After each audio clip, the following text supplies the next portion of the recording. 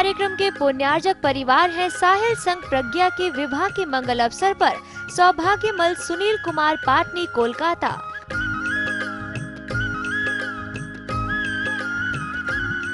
तीन भुवन में सार वीतराग विज्ञानता, शिव स्वरूप शिवकार, नमो त्रियोग सारिके। पंच परमेष्ठी भगवान की जय। आइए 6 डाली की अगली चौपाई देखें। दुर्लभ लय जो चिंतामणि, क्यों पर्याय लही त्रसतणि, लट पिपील अलियादि शरीर, धर धर मर्यो सही बहुवीर। आइए अर्थ देखें। दुर्लभ, लभ कहते हैं प्राप्त करना, और दुर्लभ माने अत्यंत कठिनाई से, अर्थात अत्यंत कठिन है प्राप्त करना। जो माने जिस प्रकार इनकी प्राप्ति अत्यंत कठिन है। किसकी प्राप्ति? त्रस्यायी। या जिस प्रकार चिंतामणि रत्न की प्राप्ति अत्यंत दुर्लभ है, उसी प्रकार त्रस की पर्याय को लही माने प्राप्त किया। फिर देखिए, जैसे चिंतामणि रत्न की प्राप्ति अत्यंत दुर्लभ है, उसी तरह त्रस की पर्याय को प्राप्त किया। अर्थात एक इंद्री से 2 इंद्री, 3 इंद्री, 4 इंद्री, 5 इंद्री में आया। जीव 2 प्रकार के, त्रस और स्थावर। स्थावर माने 1 इंद्री, और त्रस माने 2, 3, 4, 5 इंद्री। तो क्या कहे, जैसे चिंतामणि रत्न का प्राप्ति दुर्लभ है, बड़ी कठिन है, नहीं होती, उसी तरह एक इंद्री से त्रस की पर्याय को प्राप्त करना बहुत कठिन है। अब त्रस पर्याय प्राप्त हुई तब क्या बना? लट बना, 2 इंद्री लट। पिपील माने चींटी, अली माने भौरा, आदि के शरीर को लट, जैसे लट है, केंचुआ है, सब 2 इंद्री होते हैं। चींटी, चिवड़ा, खटमल, ये सब 3 इंद्री होते हैं। भौरा, मक्खी, मच्छर 4 इंद्री होते हैं। एक एक नमूना इन्होंने दे दिया। यहाँ इनके शरीर को धर धर बार बार धारण करके और मरा, और बहुत पीर माने दुख को सहा। पहले एक इंद्री में, सबसे पहले निगूध में रहा, निगूध से फिर पृथ्वी, जल, अग्नि, कायिक वगैरह में आया, और वहां से जैसे चिंतामणि रत्न पाना बहुत दुर्लभ है, ऐसे ही बड़ी मुश्किल से त्रस पर्याय मिली। तो हम और आप सोचें, हम भी अनंत काल निगूध में थे, वहां कहां कहां आए, और कितनी कठिनाई से इस मनुष्य पर्याय को हमने प्राप्त किया। पंडित जी, ये चिंतामणि रत्न क्या होता है? चाहिए क्या? जरूर। सबको चाहिए। चिंतामणि रत्न एक ऐसा रत्न होता है जो सोचो और आ जाए। आपने सोचा, मान लो खाने की वस्तु लड्डू, और लड्डू आ गया। आपने सोचा हीरे की, डायमंड की अंगूठी, डायमंड की अंगूठी आ गई। इसे कहते हैं चिंता। चिंता माने चिंतन करे और वो फौरन दे दे, ऐसी मणि, ऐसा रत्न। हम पढ़ते हैं ना, जांचे सुरतरु देय सुख, याचना करने से कल्प वृक्ष सुख देते हैं। चिंतत चिंता रेन, और चिंतन करने से सोचा तो चिंतामणि रत्न उस फल को दे देता है। चिंतामणि रत्न का मतलब जो चिंता करते ही चिंतित वस्तु को प्राप्त करा दे, उसका नाम चिंतामणि रत्न। ये चिंतामणि रत्न किसको मिला? ये कथा कभी सुनने में आती है क्या? आज तक सुनने में नहीं आई। शास्त्रों में कोई उदाहरण सुनने को नहीं मिला। ये भी सुनने को नहीं मिला कि फलाने स्वर्ग में उस देव के पास चिंतामणि रत्न था। लेकिन चिंतामणि रत्न कोई वस्तु होगी तो जरूर, अगर नहीं होती तो उसका वर्णन फिर शास्त्रों में आता ही क्यों, और आचार्य ऐसा लिखते ही क्यों। इसलिए वस्तु तो है लेकिन उसका एग्जाम्पल कोई नहीं आता। इस स्थावर से त्रस में आया, लट बना, चींटी बना और भौरा बना, और क्या क्या बना ये अगले छंद में देखिए। कबहू पंचेन्द्रिय पशु भयो, मन बिन निपटो अज्ञानी थयो। कबहू पंचेन्द्रिय पशु भयो, मन बिन निपट अज्ञानी थयो। सिंहादिक सैनी वे क्रूर, निवल पशु हति खाए भूर। सिंहादिक सैनी वे क्रूर, निवल पशु हति खाए भूर। कबहू पंचेन्द्रिय पशु भयो, मन बिन निपट अज्ञानी थयो।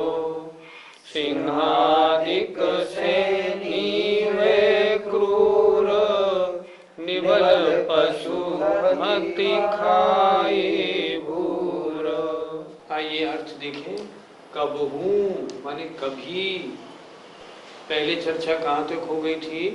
पिछले छंद में स्थावर था, स्थावर से त्रस में लट आदि 2 इंद्री, चींटी आदि 3 इंद्री, भौरा आदि 4 इंद्रियों में इसने बार बार जन्म लिया और दुखों को सहा।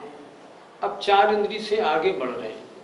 कबहू कभी, पंचेंद्रिय, पशु माने त्रयंच हुआ, इंद्रियां 5, स्पर्शन रसना घ्राण चक्षु कर्ण। जिसके एक इंद्री स्पर्शन, जिसके स्पर्शन रसना 2 इंद्री, स्पर्शन रसना घ्राण 3 इंद्री, स्पर्शन रसना घ्राण चक्षु 4 इंद्री, और जिसके 5 इंद्रियां हैं वो पंचेंद्री। तो कभी पंचेंद्री त्रयंच हुआ। लेकिन पंचेंद्री जीव 2 प्रकार के, एक मन वाले एक बिना मन वाले। मन वाले माने सैनी, बिना मन वाले असैनी। तो कैसा हुआ?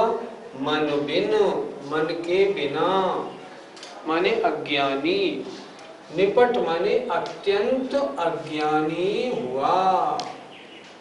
पंचेंद्री तो हो गया लेकिन पंचेंद्री में मन नहीं था उसके, क्या कहलाया? असैनी। और कभी सैनी हुआ तो क्या हुआ? सिंहादिक सैनी वे क्रूर। और कभी सिंह आदि शेर आदि, सैनी माने मन वाला, क्रूर जीव बना। ऊपर थी चर्चा मन के बिना अत्यंत अज्ञानी हुआ। अब मन सहित हुआ तो क्या बना? सिंहादिक सैनी, सिंह आदि, शेर हाथी घोड़ा आदि। तो सिंहादिक सैनी हुआ, क्रूर हुआ। सिंह तो क्रूर होते। उस क्या किया उस पर्याय में? निबल माने कमजोर, पशुओं को, हाथी माने मार कर, खाए माने खाया, भूर माने बहुत। सिंह की अवस्था में क्या किया? जब सिंहादिक सैनी बना, क्रूर हुआ, तो जो अपने से कमजोर जानवर थे उनको मार मार कर बहुत माने खूब खाया। हे आत्मन, तुम हर पर्याय में तुम जहाँ गए तुमने पाप ही पाप किया, तुमने दुख ही दुख सहा।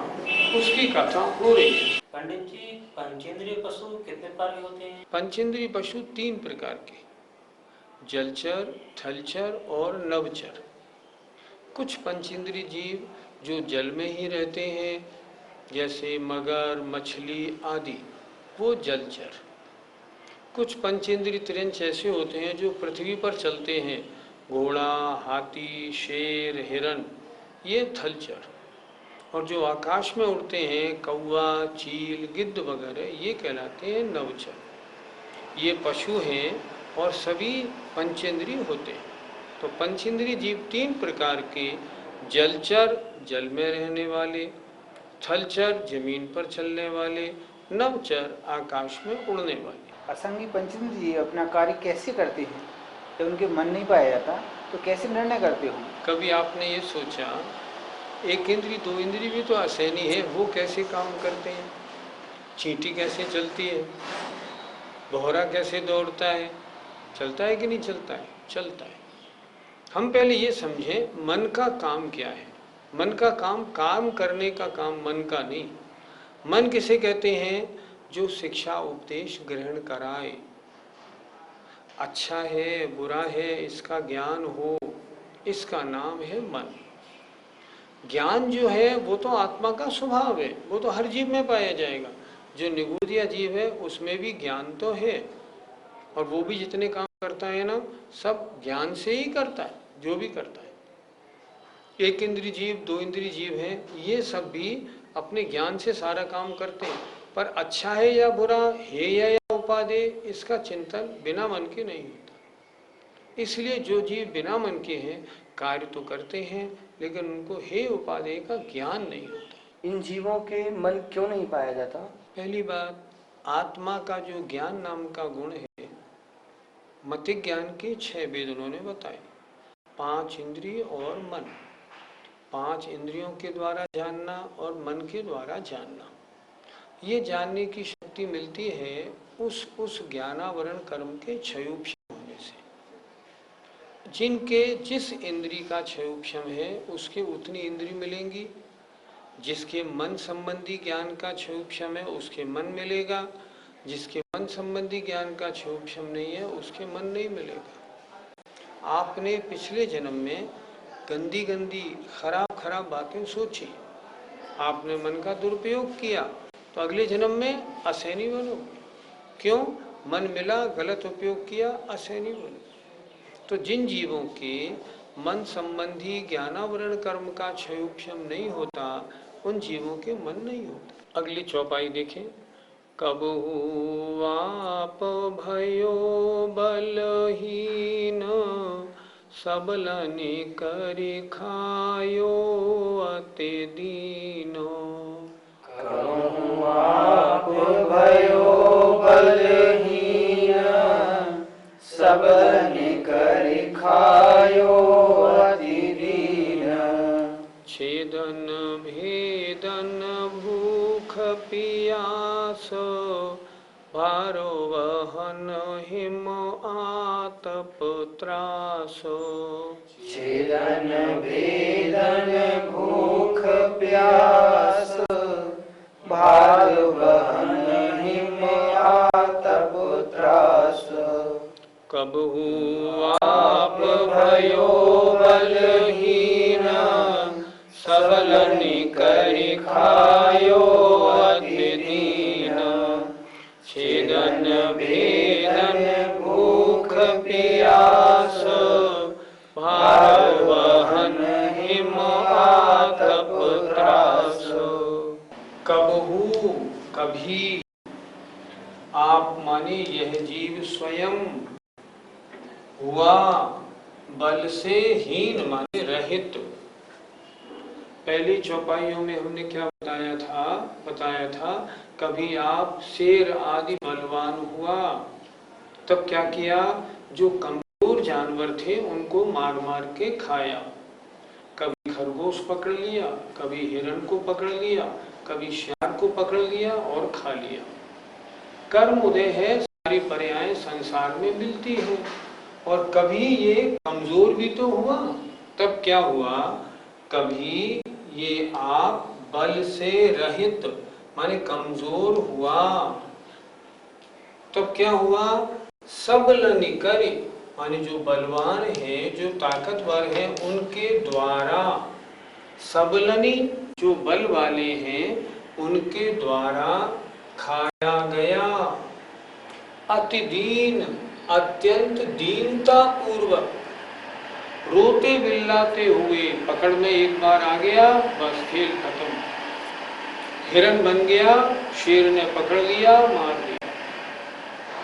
घोड़ा किसी के पास आ गया, उन्हें मसल दिया। तो कह रहे हैं कभी आप बलहीन हुआ तब क्या हुआ कि जो बलवान थे उनके द्वारा अत्यंत दीनता पूर्वक खाया गया। हम रोज क्या देखते हैं, देखो चूहा बिल्ली के द्वारा यूं ही मार दिया जाता है, बिल्लियां कुत्ते के द्वारा यूं ही मार दी जाती है। जो कमजोर होता है वो बड़े जीवों का आहार बनता है। सब जगह यही हो रहा है। कितने जीवों का ऐसे मरण होता है, हमने भी इन पर्यायों को न मालूम कितनी बार प्राप्त किया है। कोई पर्याय ऐसी नहीं जो हमने प्राप्त नहीं किए हो। गंदी से गंदी चाहे सुअर हो या अच्छे से अच्छी कोई शेर हाथी वाली पर्याय हो, उसमें अनंत बार हमने जन्म लिया है। तो कह रहे हैं कभी आप बल से रहित हुआ, कमजोर हुआ, तब बलवानों के द्वारा अत्यंत दीनता पूर्वक खाया गया, बिलबिलाया, लेकिन जिसने चंगुल में पकड़ लिया उसने छोड़ा ही नहीं।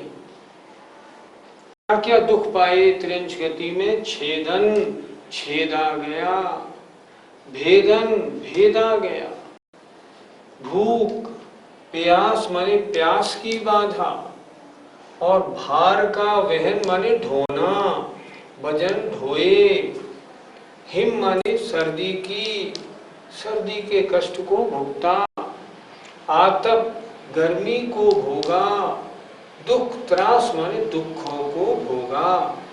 अर्थात पशु पर्याय में छेदा गया, भेदा गया, भूख और प्यास इनकी बाधाओं में छटपटाया, वजन ढोया धोना, सर्दी और गर्मी के दुखों को सहा। त्रिंच गति के दुखों का वर्णन नहीं हो सकता। रोज देखते हैं सड़क पे चले जा रहे हैं, मुर्गियां एक जाल में बंद करके जा रही हैं।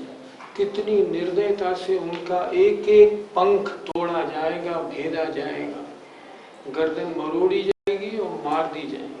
कितनी हिंसा प्रतिदिन होती है, सोचे तो सही। अंडे लोग यूं ही खाते हैं। त्रिंच पर्याय में अंडा भी तो पंचेंद्री का है, क्या बात है। तो छेदा गया, भेदा गया। घोड़ा है, घोड़े के पैर में जब नाल ठोकी जाती है, कस के ठोक दी जाती है।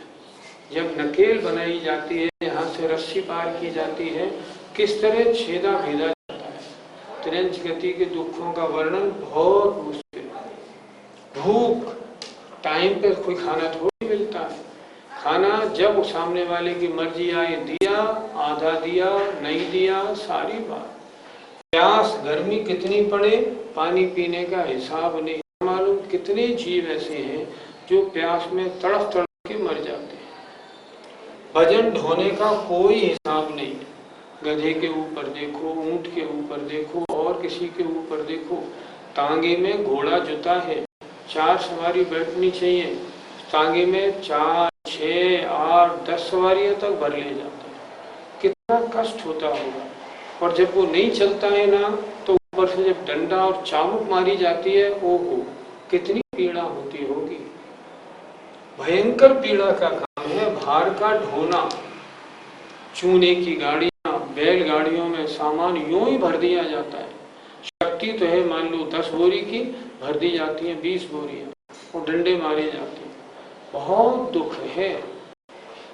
और हिम सर्दी का, गाय है, गाय बंधी है, भयंकर सर्दी पड़ रही है, छटपटा रही है, कोई व्यवस्था नहीं कि उसके ऊपर कोई अच्छी तरह से ढकने का, टाट वगैरह की व्यवस्था हो, कोई नहीं करता। घर के अंदर कोठरी में भी बहुत से लोग नहीं रहते।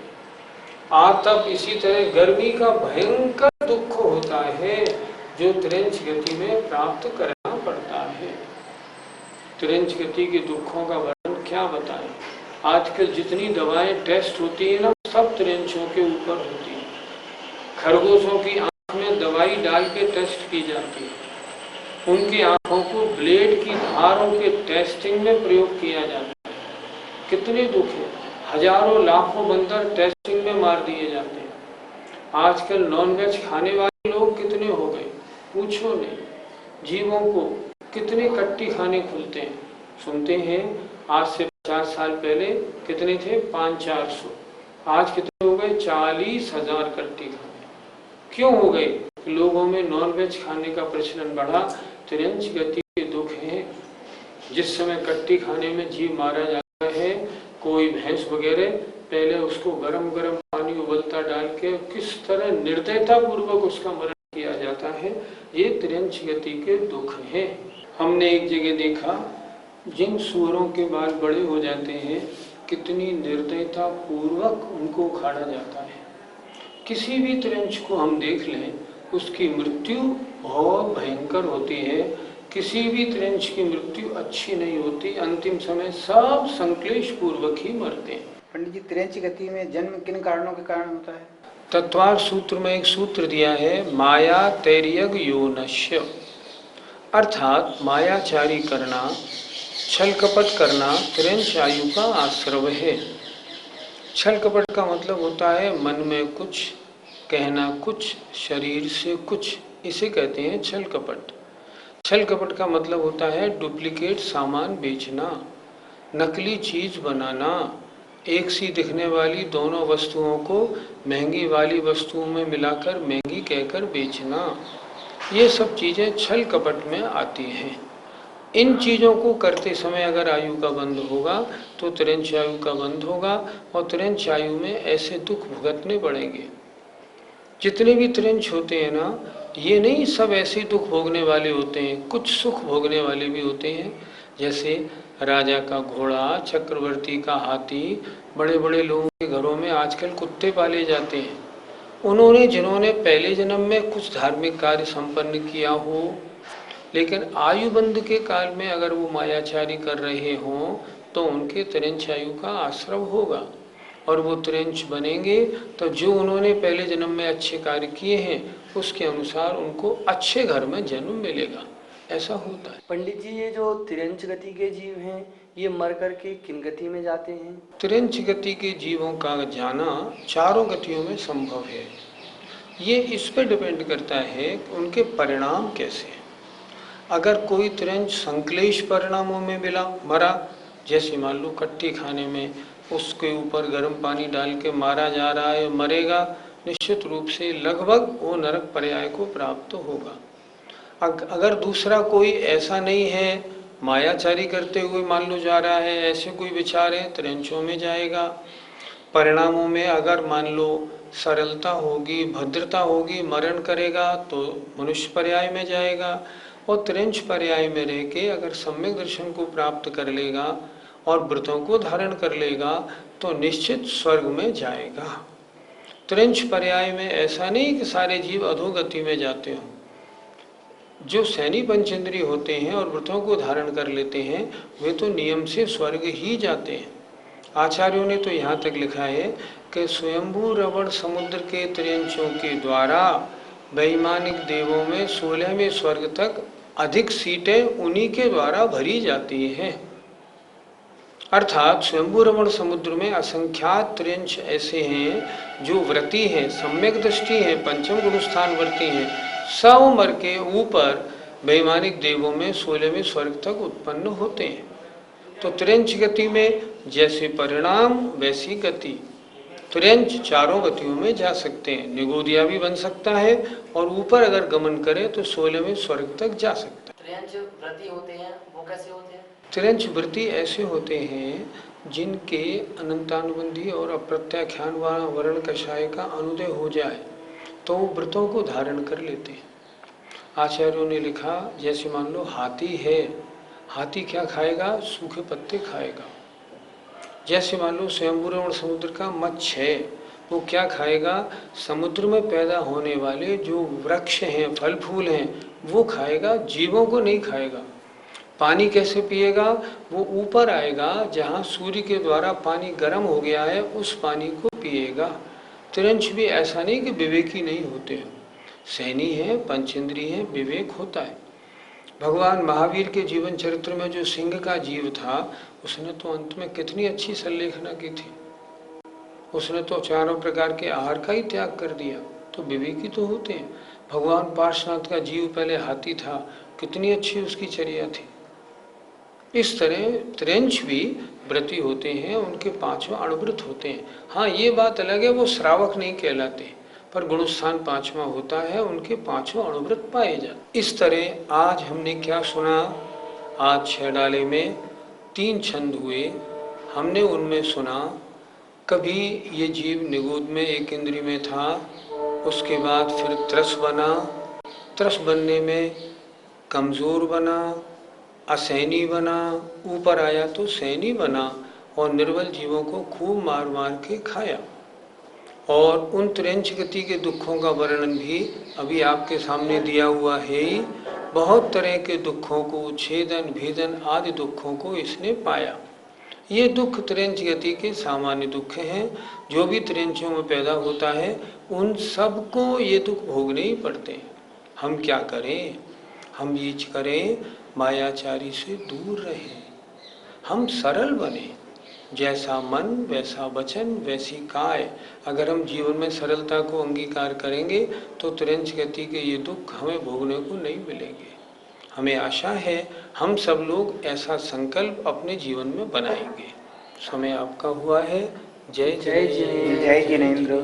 इस कार्यक्रम के पुण्यार्जक परिवार है साहिल संघ प्रज्ञा के विवाह के मंगल अवसर पर सौभाग्यमल सुनील कुमार पाटनी, कोलकाता।